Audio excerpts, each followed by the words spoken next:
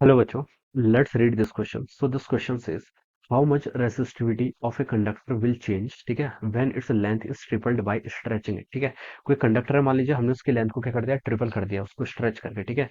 उसकी रेजिस्टिविटी पर क्या इफेक्ट पड़ेगा ये हमें बताना है। ऑलराइट, देखिए बच्चों, इस क्वेश्चन का की कॉन्सेप्ट आप क्या लिख सकते हैं, रेसिस्टिविटी लिख लीजिए। क्या लिख लीजिए?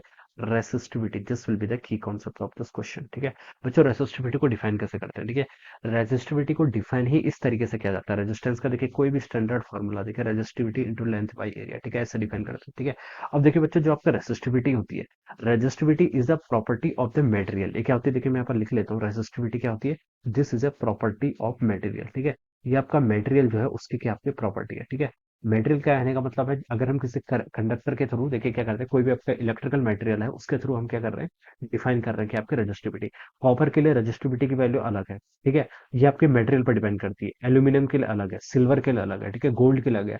ऑल ऑफ देम हैव क्या separate value of the resistivity. सबकी क्या होगी value, separate value of resistivity होती है, ठीक है। तो रेजिस्टिविटी बच्चों आपकी प्रॉपर्टी क्या है, आपकी प्रॉपर्टी ऑफ द मटेरियल है, ठीक है, मटेरियल्स की प्रॉपर्टी है, ठीक है। ये आपकी इंडिपेंडेंट है, इसे हम क्या बोल सकते हैं, property of the material. It is independent, it is independent of other factors, ठीक है। इंडिपेंडेंस ऑफ अदर फैक्टर्स, ठीक है, ये बोल सकते हैं। देखिए रेजिस्टिविटी आपका सिर्फ क्या करता है, टेम्परेचर पर डिपेंड करता है, ठीक है। लेकिन बाकी जो फैक्टर्स होते हैं, अगर आप इसकी लेंथ को क्या करते थे, इंक्रीज कर देते हैं, एरिया को देखिए इंक्रीज करते हैं फिर डिक्रीज करते हैं, ठीक है, तो क्रॉस सेक्शन और इस पर आपका चेंज करने से रेजिस्टिविटी पर क्या आएगा, आपका कोई भी इफेक्ट नहीं पड़ेगा।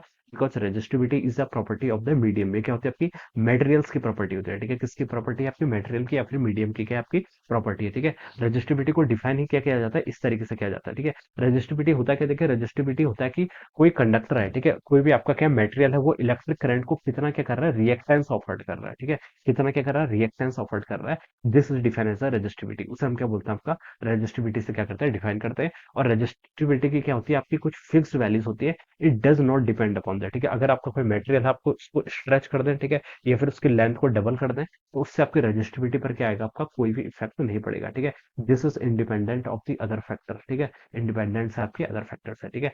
तो यहाँ पर बोला how much resistivity of the conductor will change, तो इसका आंसर हम क्या बता सकते हैं, there will be no change, ठीक है। रेजिस्टिविटी पर इफेक्ट नहीं पड़ेगा, रेजिस्टेंस भले ही चेंज होगा, ठीक है। रेजिस्टेंस तो आपका चेंज होगा क्योंकि रेजिस्टेंस आपका रेजिस्टिविटी पर भी डिपेंड करता है, जो कि आपकी कांस्टेंट रहेगी, ठीक है। लेंथ और एरिया आपके चेंज हो रहे हैं, तो इसके कारण आपका रेजिस्टेंस चेंज होगा। लेकिन resistivity is the property of the material, so it will not change. All right, so this will be the answer of this question. So I hope you all understood this concept. All the best and thank you so much.